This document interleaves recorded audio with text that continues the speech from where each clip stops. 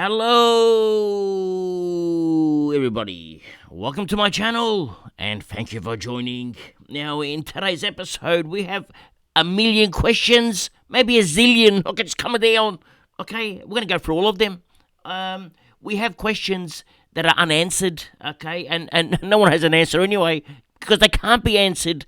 Only you can answer them, but we're going to help you answer them, or we're going to confuse you more. It's one of the two. Anyway, the topics are going to include Anderson, Oliver, Humphrey, Weedle. There's plenty. Just coming down. Plus, we're going to go through all the entire week's games. We're going to go through all the charts, all the maps, everything, all the stats. Anyway, let's continue. Now, I retweeted a tweet from Pigmentality.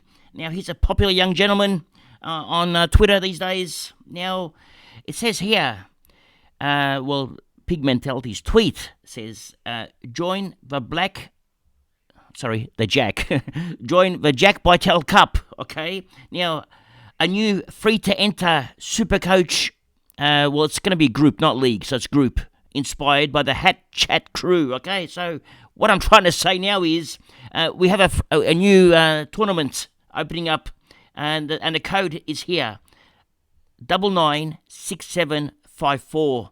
Now, it's a tournament based over 4 weeks, and I'm going to give the winner a trophy, all right? It's not going to be one of those $10,000 trophies just coming down. It'll be a cheapo, but doesn't matter. I'm going to buy trophies in bulk end of the year, so you'll get the trophy end of the year.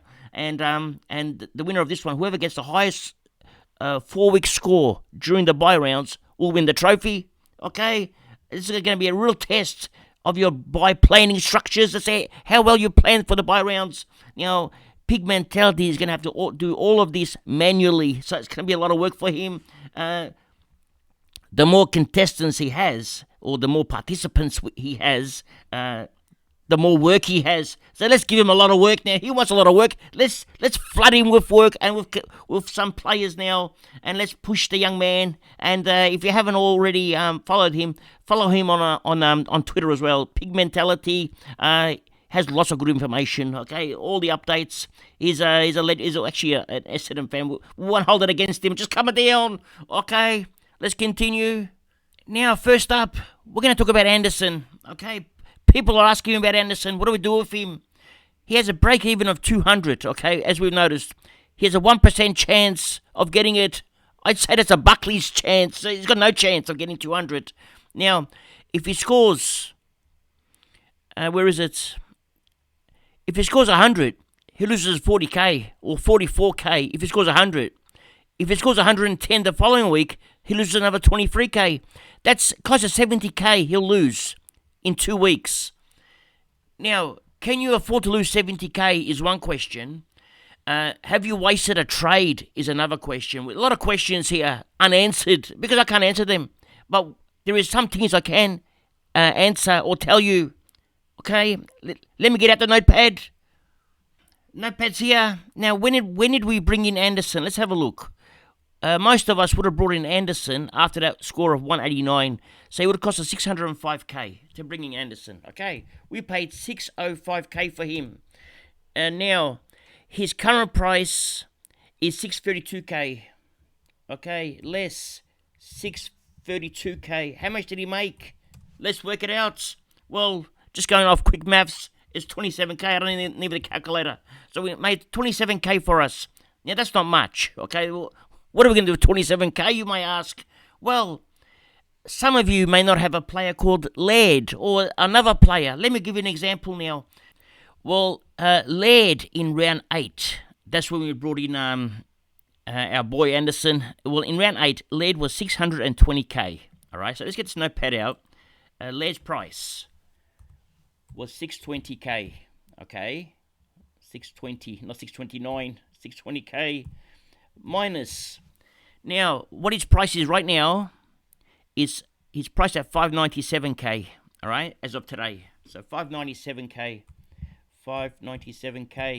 So this equals, we're looking at 23k, okay, 23k, which if you add your 27k and 23k, because if you had brought in Laird in round 8 at 620k instead of bringing in Anderson at 605k, you'll be paying 50k more than what you're paying today. All right, with the two differences in price, because Anderson went up, lead went down. Okay, so you've made 50k. All right, 50k profit. Now it may not sound like much. Okay, it actually sounds like bananas right now, but let me show you something. Let's go through our rookies. How much did Roberts make us? Nothing. Constable, how much did he make us? Nothing. Drury, what has he made us? He's going to make us nothing. Davies hardly made anything. 50k is equivalent to having one of these rookies. So we virtually, instead of picking up a Drury, you picked up a Anderson. Well, in my case, I got both. Just coming down. Anyway, that's one way of looking at it, okay? Now, sometimes we take risks, okay? Like last week, people took a risk on Humpty, okay? It may not have paid off, but it did, and it paid off big time. They say don't chase points. Well, Humpty scored 117 the week before. He wasn't doing much before that. He still went out and scored 100. So people chase points, and they got it. They also chased cash. Now, Anderson was also going to make cash, okay? His break-even was negative 20 or something, and he had a 189 in his system for 2 weeks, and he was going to play an easy opponent. So the chances of Anderson going up to 700k were very high. So we took the risk. Okay, we made 50k on the deal. Well, actually 23k, but with the whole lead saga, say 50k, it didn't work out. We move on, okay? Now, you may say, you're wasting a trade now. Well, if you take out Anderson, all right, at 632k, trade him out, yeah? If you bring in a player like, let's go St Kilda, if you bring in Jack Steele at 532k, you've made 100k. You've got a 100k difference in your team, okay? So if you complete the trade, you've got a 100k difference in your team already. Even if you bring in a complete trade, let's complete this. Sorry, my complete. My internet's a little bit slow, just coming down. It says there's a problem. I don't know what's going on. Anyway, it's there now. So you've got a 100k difference here between Anderson and Steele. But let's just say you wanted lead. You don't want Steele. Okay, well, let's get lead in there. Okay, just come down. All right, let's get lead in there. All right. Let's go scores. Put lead there. We've made that 50k. But what's happened now is we've opened up space in our team, all right, to bring in another premium. Because lead was always going to come in. Well, in my case, he was going to come in for Ashcroft, okay? Well, now for Ashcroft, instead of getting lead, I'm going to get Steele. Now, I'm still going to get Steele at a cheap price. So I'm not going to have a 600k midfielder here, or 630k midfielder. I'm going to have a 530k midfielder. So I've saved an extra 100k in my team overall by getting rid of Anderson. I've opened up salary cap space, okay? Plus I made the 50k between the lead and Anderson. So it's not all lost by trading him out. 100k salary cap space is a lot of space right now. Okay, when we're looking for every possible bargain, it's literally if you're going to get Humpty Dumpty to make 100k, well, I just made 100k between Anderson and Steele. Okay, so it's the same thing. So in my conclusion with Anderson, it doesn't hurt to trade him out. Okay, it's going to have consequences if he goes massive. All right, you're going to say, why did I trade him out? Why did I listen to the Scodfather? Why did I trade him out? Well, you're not listening to me. I'm giving you options. I'm not telling you to trade him out. There's a difference. I'm telling you what I'm going to do, okay? I'm going to take the 100k and downgrade my team and get a player that's going to score similar, okay, to Anderson. I think Steele and Anderson, actually, if anything, Steele probably is an improvement to Anderson. Anderson hasn't shown much. I regret doing it, that trade, but in the long run, it was worth the risk. I mean, there are risks I've taken that haven't worked, and risks that I haven't taken that I should have taken that have worked. Okay, so this year it's been the opposite of what happened to me last year. Last year, all the risks that I took worked. This year they're not working, just coming down. And when I don't take them, they're working. I can't work this out. Okay, so anyway, we're gonna change. We're gonna now. He's gonna become lead for me. Anyway, but let's continue now. So You're also saving 100k by downgrading your team. So you've literally got about a 150k profit on Anderson by getting rid of him. If you bring in Laird, okay, or another player equivalent to Laird that's dropped in price, you're saving cash, plus you're downgrading your team, but you're not downgrading it. You're downgrading the value of your team, but you're actually upgrading your team because Anderson's a liability right now. He's been hopeless. So I don't want to watch him anymore. I've had enough. So time is up. People are going to say, don't trade out your primos. Well, I don't care. Okay. At the end of the day, it's your team. You can do whatever you want. Okay. No one can tell you what you can and what you can't do. Okay. And in my case, I'm doing it. There, you just see it. Look, I've done it. Just calm it down. If you say you can't trade out your primos, well, hello, I just did it. I traded out my primo. Okay. So it can be done.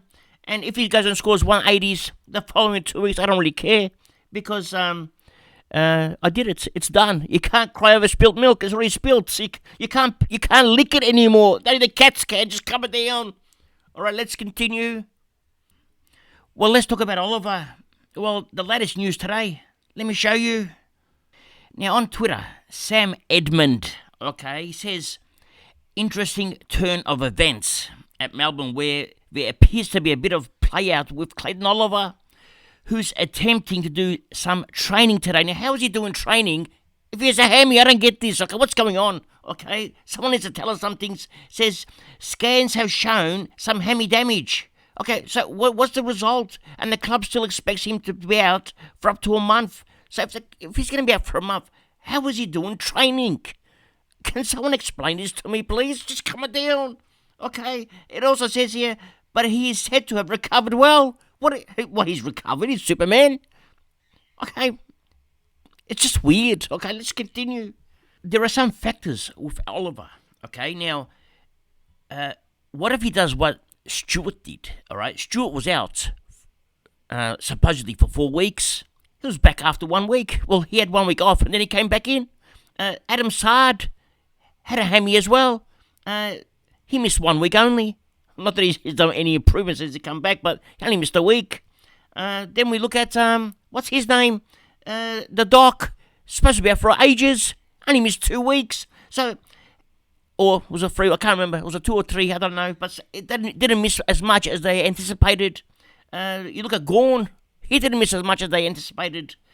So, what's going on? Okay, now, how many weeks is he going to be out for? If it's 4 weeks, what do you do? Okay, let's go through it now, step by step. Well, the first thing you do, okay, if it's 4 weeks, all right, you're going to miss next week. Well, obviously, I'm Mr. Obvious today, just Captain Obvious today, but you're going to miss next week. Now, how many points are you going to miss out on? Just say he's been going at 120, all right? Let's give him 120. You're going to miss out 120 points next week. If you bring in a replacement for him early, like a Wardlaw, okay? Wardlow. I don't even know how to pronounce it. Let's have a look at what his real name is. Now, Wardlaw scored, he's priced at 193k, just under 200, and he scored 85 against Sydney. His next opponent is Collingwood. Okay, now he may still score an 80-odd. I can't see why he can't do it against Collingwood. Also, mind you, he did it at Marvel Stadium against Sydney, so it's Marvel. Has the same 2 venues again coming up, Marvel Stadium. I can't see why there's any reason why he can't score against Collingwood and Essendon. And then he has GWS. So, and then he has Western Bulldogs. Okay, so I can't see any reason why he can't score these 85s again. Now, I'm not telling you to trade out Oliver and bring in Wardlaw. No, I'm not saying that. I'm saying if you're to hold Oliver, trade out one of your rookies and bring in Wardlaw. Just put Oliver on the bench. That's one option. How many points do you lose if you do that? Let's have a look. Now, for the sake of this exercise, let's trade out Anderson. All right, and let's bring in Oliver. Okay, just so I've got Oliver in the team. Let's also just trade out Drury for the sake of this exercise and bring in Wardlaw, so players I can afford. Points, Wardlaw, okay. complete the trade. Right, so now we've got Wardlaw in the team. All right. So if your team looks something like this, well, your team probably looks better at the moment. Okay. Well, we're gonna fix this sharp problem up this week. But Oliver, if we sub him out with Wardlaw, how much are you missing? Well, 120 last week and 85. All right. So now if we continue at this rate, 120 and 85, and I think I'm being reasonable for Wardlaw for an 85 because he looked the goods. Okay. I'm very impressed. And Oliver, we know he can go at 120s, even 124. Okay. Now that's 35 points a week that you're going to miss next week. All right. Now let's continue. Now in round, where is it? Where did I put it? Round 11. We're going to lose 35 points. Round 12, it's best 18. Okay, so let's go. So round 13. So no, round 12, best 18. Show buys, round 12. Now, if you don't have Oliver, are you going to miss Oliver? How many primos do we have? Okay, 1, 2. Well, when I say primos, how many players that can score 80s now? Okay, that's what we're after. Not primos, but how many players that can score 80 plus? Now, let's put Mitchell in that category. You know, if you got Humpty Dumpty, he's in that category as well. Now, 1, 2, 3, 4, 5. I'm not sure about all day anymore, but anyway, that's 5. 6, 7, 8, 9, 10, 11, 12, 13, 14, 15, 16. We've got 16 players that can go 80 plus, okay? And add in Humpty Dumpty, that's 17. So you're going to be missing one player in round 12. So you're going to have to probably field in a rookie. I can't even find one. Let's say a Samaniti type, someone that can score about a 60. Okay, so if it scores a 60, and your Oliver scoring 120s, you're going to lose 60 points. Okay, so let's add that to the score now.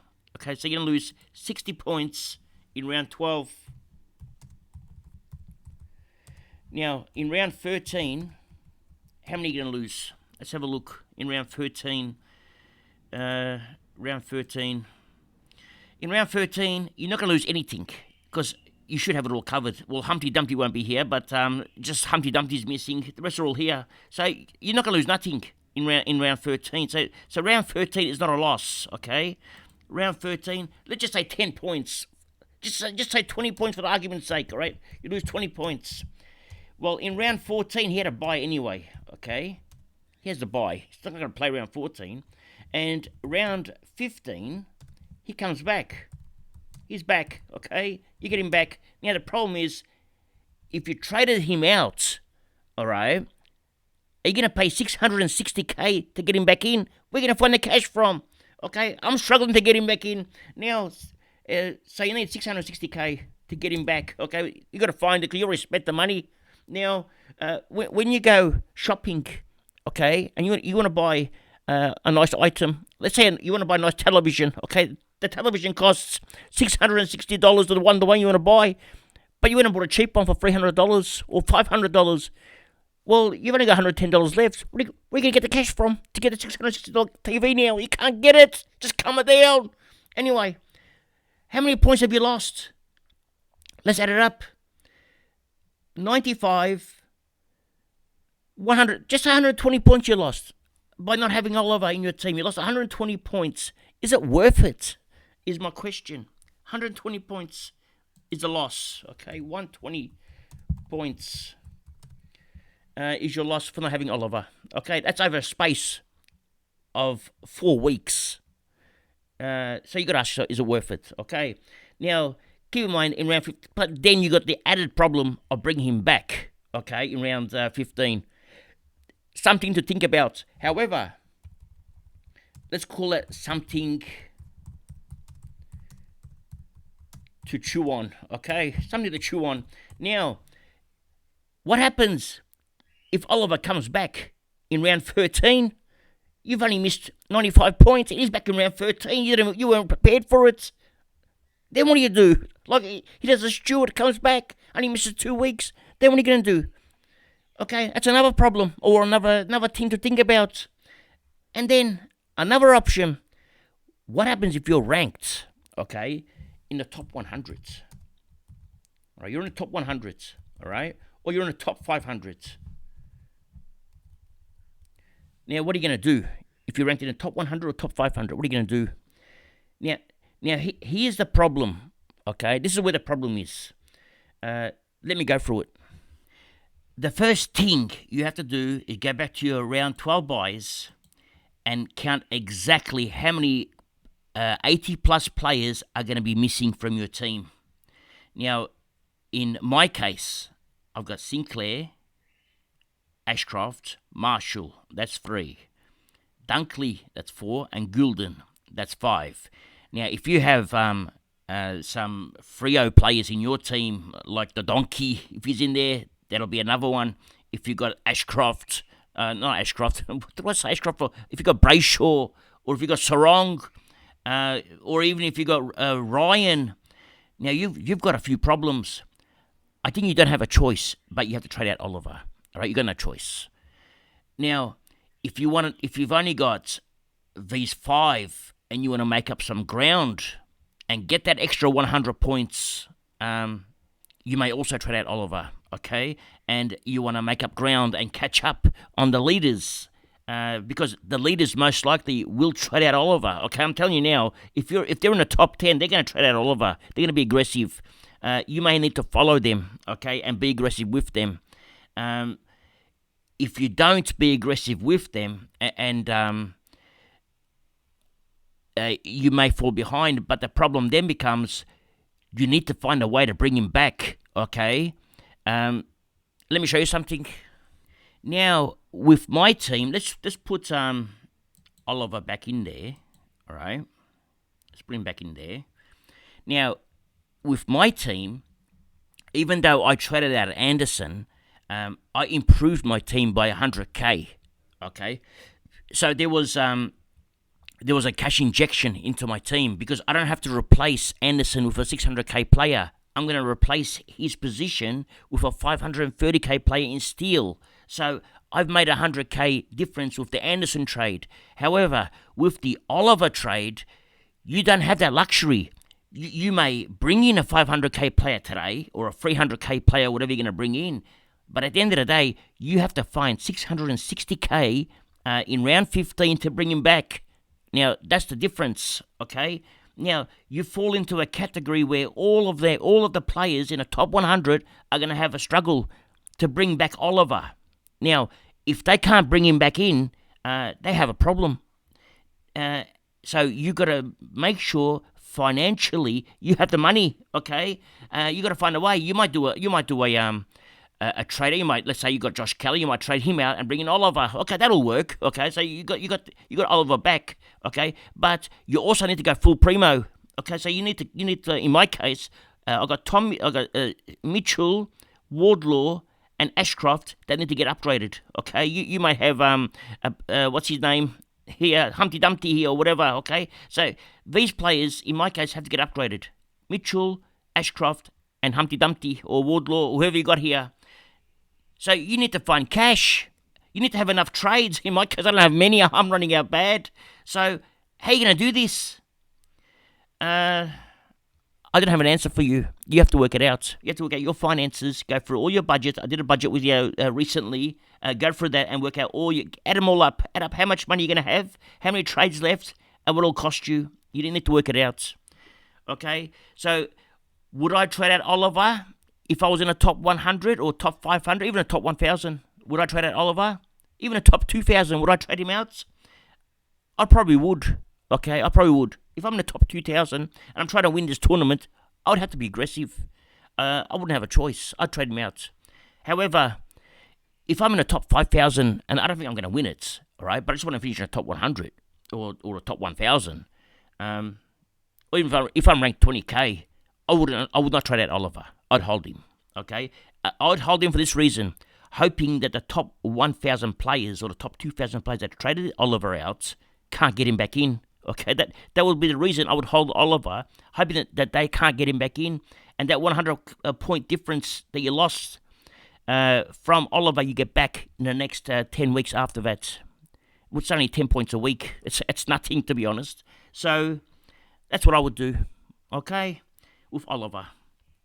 Let's continue. Now, there's one more thing I want to show you, okay? I want to show you what 100 points means in Supercoach, or even 200 or 300 points, what it means to your team in Supercoach. Now, Best Coast Eagles, they were at the top last week, ranked number 1. Best Coast Eagles, they dropped 10 spots. They scored 2295, say 2300. The team that's at the top scored 2660. That's 360 points in 1 week. There's a team that's coming third. Wizard Home Loans, they scored 2763 this week. Okay, they outscored the leader by 470 points, nearly 500 points. Outscored it just in 1 week. 100 points doesn't make much difference over the space of 4 weeks, is what I'm trying to say. So if you're just trying to save, get rid of Oliver for the sake of 100 points, you can make up that 500 points in just 1 week.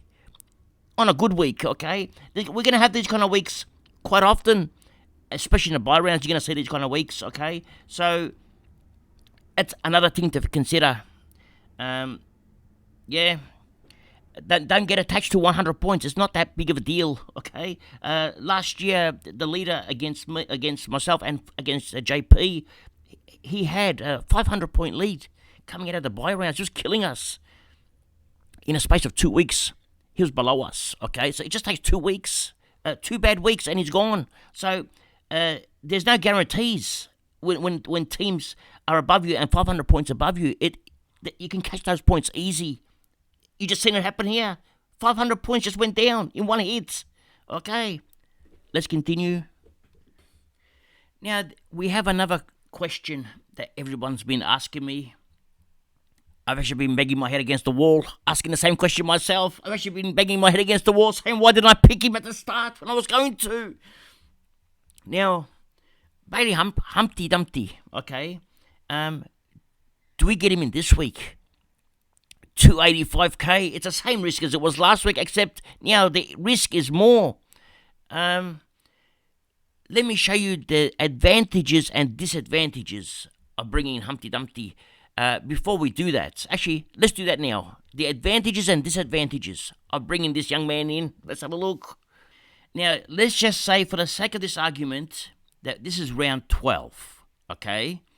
And Drury, because I can't bring him in now, all right? I've already brought in Humpty Dumpty, okay? And I brought in Dawson back, okay? And I got rid of Anderson. And let's just say I got Humpty in this week. And let's just say Drury is not Drury, but it's somebody else, okay? Let's pretend that he's Wardlaw, okay? So let's put Wardlaw in where Ashcroft is, okay? Now, Drury is Wardlaw, okay? So that's Wardlaw. Just come down, okay? Just pretend. Put your pretend glasses on now. Now, round 12 bye, okay? How many players are on field that can score 80 plus?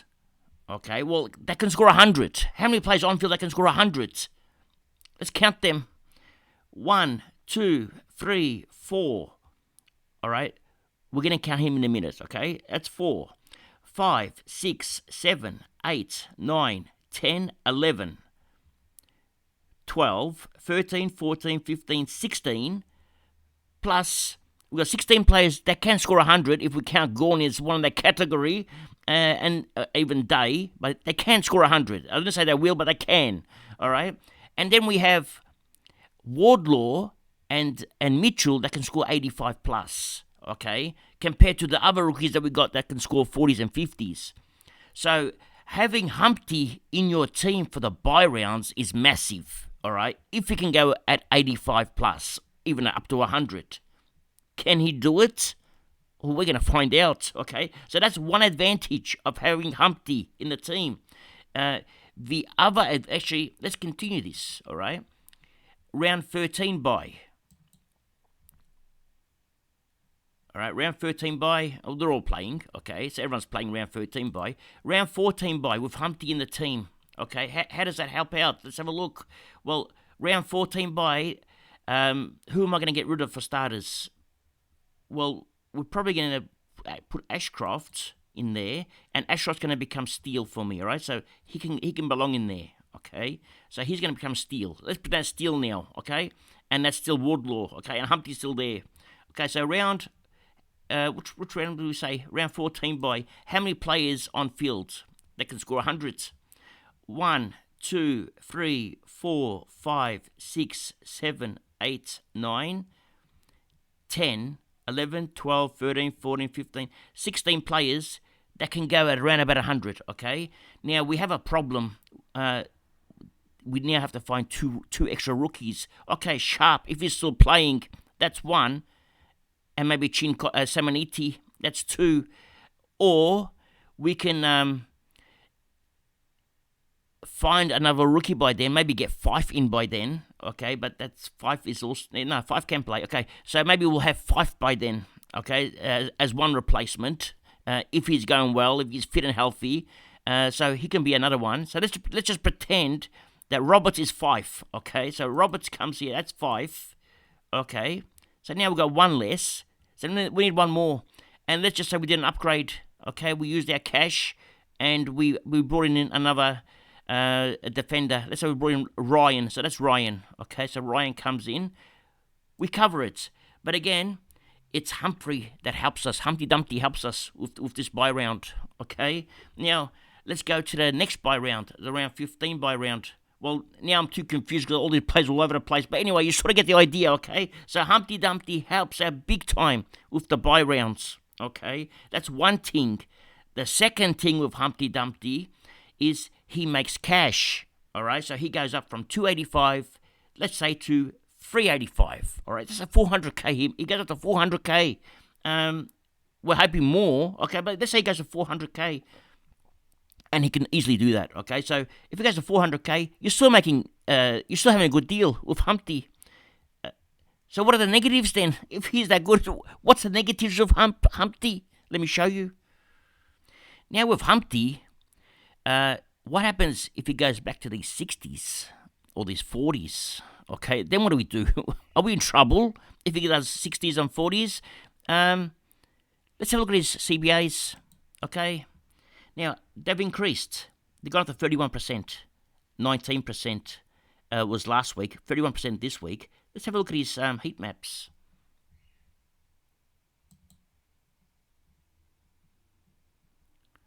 Okay, Humpty's heat maps. Okay, let's have a look at last week. 2 weeks ago. Wait, is that it? That can't be the one, okay. Actually, they're not updated. Are they up? No, sorry, they're up here. My bad, just coming down. Okay, this was the week where he scored the 117, okay? And this was the week that we were thinking about getting him. We just weren't sure. Okay, well, last week, this is what he did. Now, that's a heat map. He's changed role. He's now become a midfielder. Now,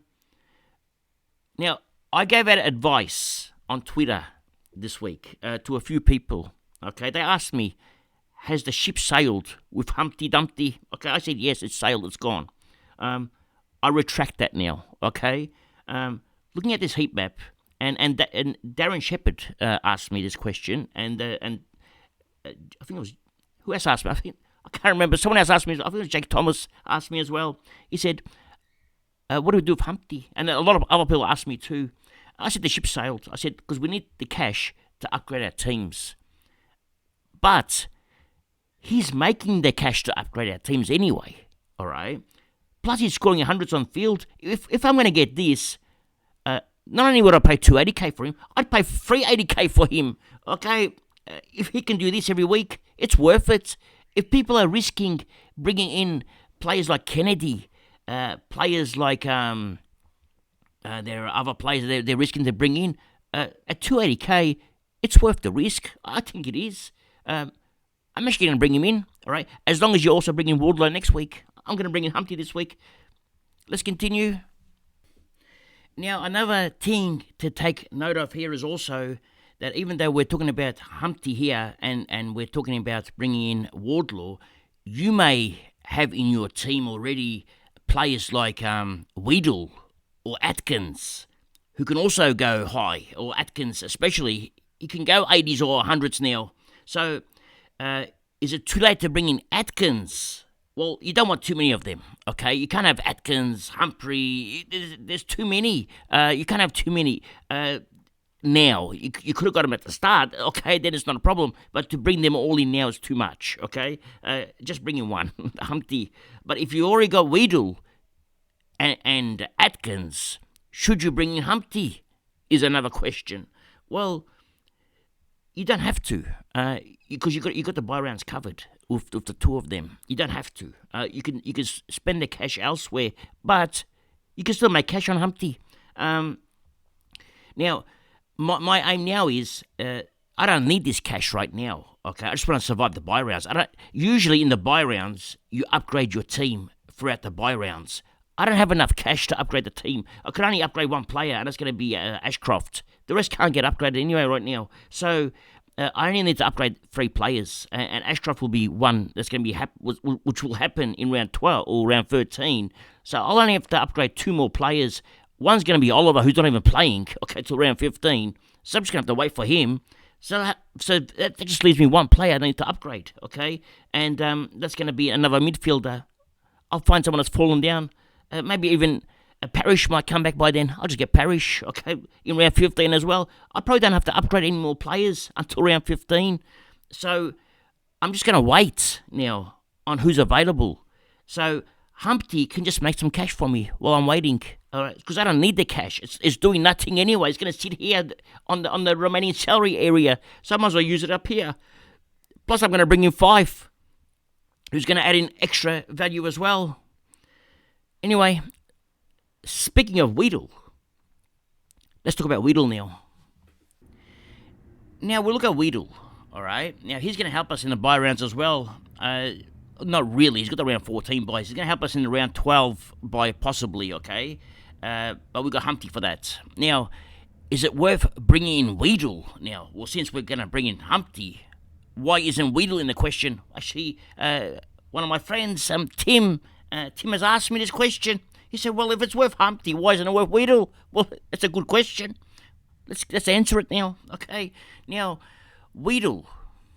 Okay. What's his scores? 38, 54, 65, 114. Okay. Now, keep in mind, Humpty was on a similar path. Okay. Nearly identical, you can almost say. Have a look at Humpty. Okay. What was his scores? Humpty, virtually identical, 64, then 117, whereas Weedle had a 65 and a 114. It's nearly identical, same path, okay? So where's the logic now? So according to this, he should go 100 again. Well, let's have a look at Weedle's charts, because we know Humpty has had a role change. There's a difference here. Humpty is now a pure midfielder, where he used to be a forward pocket player. Previous week, he was in a forward line midfield. Now he's midfield everywhere, okay? There's a difference. Whereas Weedle, where's he playing? Let's have a look where Weedle's playing. Now, Weedle last week had 28 disposals. Previous week's 15, 12 is going up, okay? So 8, very similar to the way Humpty's doing it, okay? So Weedle's done 8, 12, 15, now 28. Big, massive jump, double, okay? So was he playing if he's getting all these disposals? Well, let's have a look at what he did when he had 15 disposals. This is against Melbourne. It's against Melbourne.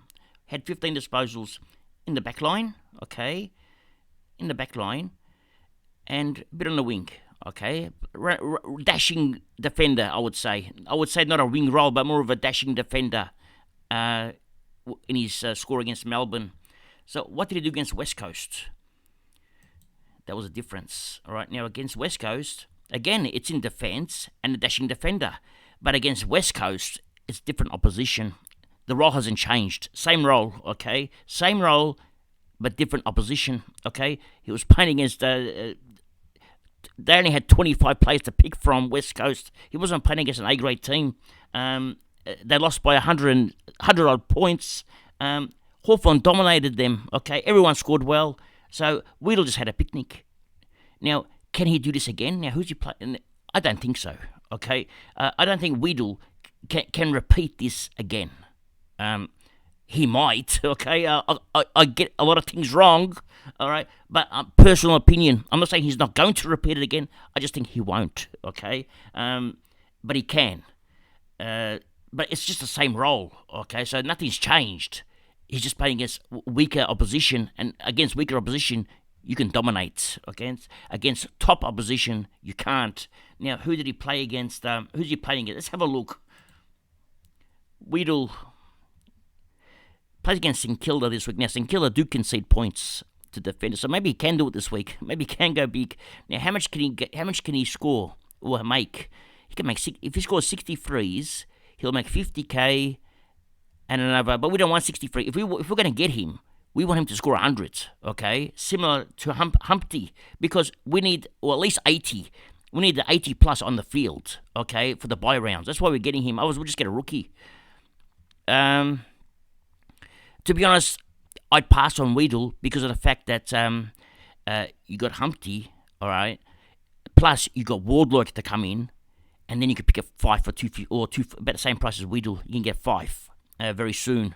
So there's no point. I would pick up Weedle. You can't have all of them. Okay, it's impossible. Okay, so and plus Humpty has around 13 buy, which is the best buy you can have. Weedle doesn't have that, so Humpty has a bigger advantage as well.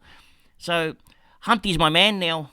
Okay, Weedle, you can still get him. Enter at your own risk, but he doesn't have the same upside that Humpty does with those maps. Okay. Anyway, let's continue. Now, let's just say, for argument's sake, that this week we traded out Anderson, okay, and we traded out Semeniti, okay. Now, why were we doing all this? Just to get enough cash, just coming down. This is for argument's sake, okay. We're just having an argument now. And let's say we brought in, who do we bring in for all this? We brought in, now, where is he? We brought in Steele, all right. Players remaining, or players I can afford, all right. Brought in Steele, and we brought in Bailey Dale. Okay, let's complete this trade. Now, this is not what I'm going to do. We're just saying this for argument's sake, all right. So I'm just showing you this now because Johannesson, JJ, okay, he's out for 2 months. How does this affect Dale? What did Dale do? What can Dale offer now? Now there's no more JJ. Okay, now this is a risk, a huge risk. Now Dale has dropped in value by 115k. Now there's no more JJ. Right? What does this do for him? Let's have a look. The first thing we look at is the kick-ins. Now, when JJ was in a team with Dale, all right, JJ was taking 5, virtually half. Sometimes more than half, okay? We'll just say it was a split between the two of them. So Dale was getting half the kick-ins. Now that JJ is out, Dale's taking the majority, okay? Well, out of 10 kick-ins, he took 7. So that's 70% of the kick-ins. Only played on 4 times. I don't know what's wrong with him. He doesn't like points. But anyway, he played on 4 times. If he played on 7 times, he'd have got more points. But the point is here, he's taken 70% of the kick-ins with no JJ because Caleb Daniel took 2 of them and Taylor Duray took 1. Now that's huge for Dale. Now let's go have a look at his heat maps. Okay, what has he done? What did he do last week with no JJ in the team? And who's going to replace JJ now? That's another question. Well, we're going to find his answers now. Now, last week, where did he play? Well, he played in defence again, all right? Now, keep in mind, he's a right-footed player, all right? So usually the right-footed take this wing, all right? So I don't know why he's on this side. This is Ed Richards' spot, because Ed Richards is a left-footer. So Ed Richards would normally take this side, the left-hand side, and kick with his left foot, okay? It makes sense, right? I don't know why, but he's taken Ed Richards' spot. It doesn't make any sense. He should be here. This is where Dale should be. But obviously the ball's been there, so he's around where the ball is. So what it's telling me is he's more in the ball area, all right? Whatever the ball is, he sees ball, gets ball, now he goes for a dash, okay? Now, last week when JJ was in the team, what did he do? Let's have a look. When we had JJ in the team, last few weeks, again, I don't understand why he's on. JJ must have this side. Okay, so he's lost the most important side of the ground for him because he's right-footed. This is his side. He's on the left side, which makes absolutely no sense at all. Okay, so he's there on the left-hand side. Now, let's have a look the week before. Again, he was on the left-hand side. All right, the week before. He's on a half-back flank, but he's on the wrong side. He's on the left-hand side. How does this make sense? So, if he's on the left-hand side, what's his disposal efficiency like? Let's have a look. Disposal efficiency is still okay. It's still in the 80s. Well, 67%, 75%. Now, let's go to last year. All right, what was he doing last year? Let's go to Supercoach last year. Halfback flank. Which side was he playing on? He was on the right-hand side. That's where he's supposed to be, on the right-hand side, not the left. All right, he's a right footer. Okay, on the right-hand side is where he was last year. Let's keep looking. Halfback flank. Again, well, he's all over the place, right and left, okay? Last year, halfback flank. Let's keep going. On the right-hand side. That's his side, the right-hand side. I don't know why he's playing on the left-hand side. It makes no sense. So if he's playing on the left-hand side, where's Ed Richards playing? Let's have a look. Well, we're at Ed Richards now. Let's see where Ed Richards is playing. He's also playing on the left-hand side. They both have the same role. Does this make sense? Ed Richards on the left-hand side. He's on the left-hand side. Again on the left-hand side. Okay. Ed Richards on the left-hand side does make sense. He's left-footed, okay? Hence why Dale should be on the right-hand side. Now, Ed Richards on the left-hand side again. Well, he's more central there. But he's also playing back pocket and half-back flank. But Ed Richards more on the left-hand side. Okay. So where was Johannesson playing? Let's have a look. All right, we're up to Johannesson now. Let's have a look. Well, he got injured last game, so we'll still have a look. On the right-hand side, okay, Johannesson, half-back flank. Let's have a look. On the right-hand side. It says here back pocket, so is he more of a back pocket? On the right-hand side again. So it looks like he's going to take Johannesson's spot on the right-hand side now. Okay, because there's no one else. He shouldn't be on the left-hand side in the first place. Now he's going to be on the right-hand side. Hopefully, I can't answer if he's going to do that or not, because last year he was on the right-hand side, and that's where he's going for dashes more. Johannesson doesn't seem to be doing a lot of dashing either. Doesn't seem to do much.